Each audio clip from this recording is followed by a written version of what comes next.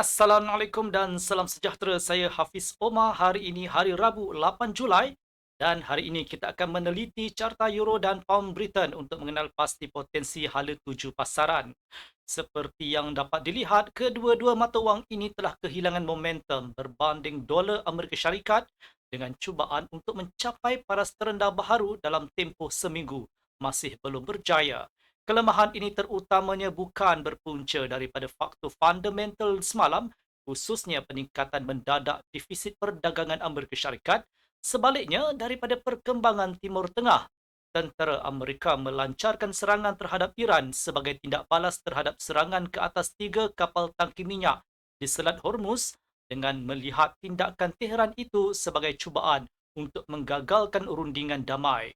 Memandangkan serangan ini merupakan yang paling ketara sejak permulaan memorandum persefahaman 60 hari untuk menghentikan permusuhan, kita kini menyaksikan peningkatan permintaan terhadap dolar Amerika Syarikat sebagai aset selamat.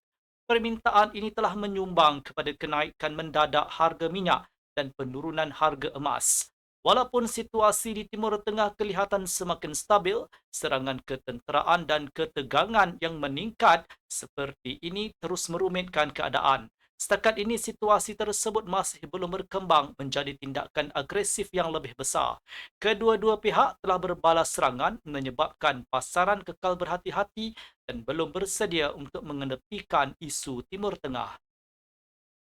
Sekarang mari kita lihat kalender makroekonomi hari ini. Ia tidak menampilkan sebarang keluaran berita penting dari zon euro selain ucapan oleh Presiden Bundesbank Jerman Joachim Nagel dan ahli lembaga ECB Isabel Schnabel. Di Amerika Syarikat, pedagang mungkin memberi perhatian kepada data inventori borong dan stok minyak mentah EIA. Walau bagaimanapun, tumpuan utama akan terarah kepada minit mesyuarat dasar monetary Fed yang terbaharu. Sebagai peringatan dalam mesyuarat tersebut, beberapa pegawai Fed mengambil pendirian yang lebih dovish dan berhati-hati sekaligus mengurangkan jangkaan terhadap kenaikan kadar faedah. Minit mesyuarat hari ini mungkin memberikan gambaran tentang pandangan keseluruhan para penggubal dasar, terutamanya memandangkan ia tidak mencerminkan perkembangan positif di Timur Tengah yang berlaku selepas itu.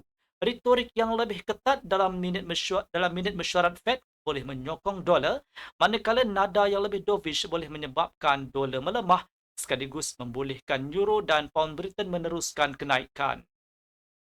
Beralih kepada analisis teknikal, carta 1 jam euro US dollar menunjukkan bahawa false breakout pada 1.1429 dalam persekitaran kalender makroekonomi yang ringan di zon euro akan mencetuskan isyarat penjualan yang berpotensi menolak harga turun ke 1.1398.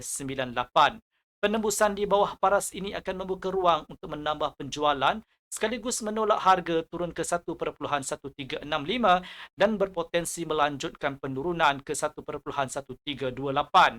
Pada paras ini saya mencadangkan agar pembelian dipertimbangkan semasa lantunan dengan sasaran pembetulan intraday sebanyak 25 sehingga 30 pips.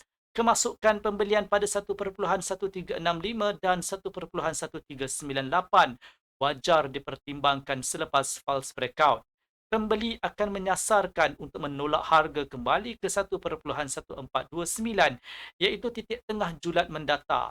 Penembusan dan pengukuhan di atas paras ini boleh mengangkat harga ke 1.1457 dengan potensi kenaikan seterusnya ke 1.1486. Pada paras ini, penjualan semasa lantunan wajar dipertimbangkan dengan sasaran pergerakan 25 sehingga 30 pips. Kemasukan penjualan pada 1.1457 dan 1.1429 adalah sesuai selepas false breakout.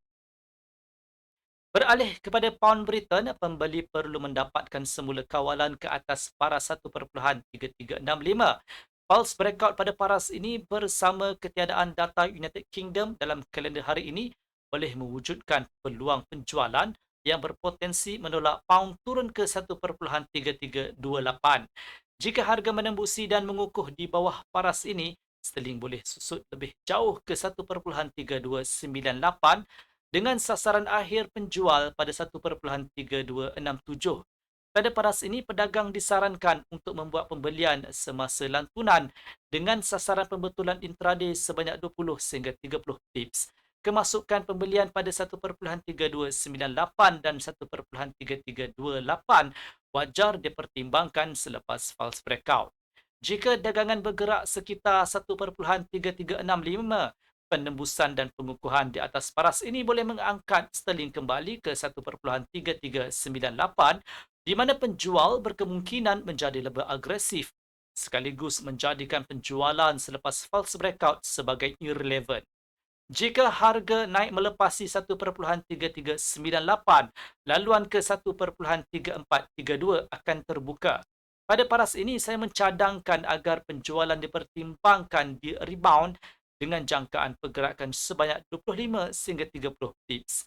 Sekian video analisis dari saya Hafiz Omar dan semoga berjumpa lagi.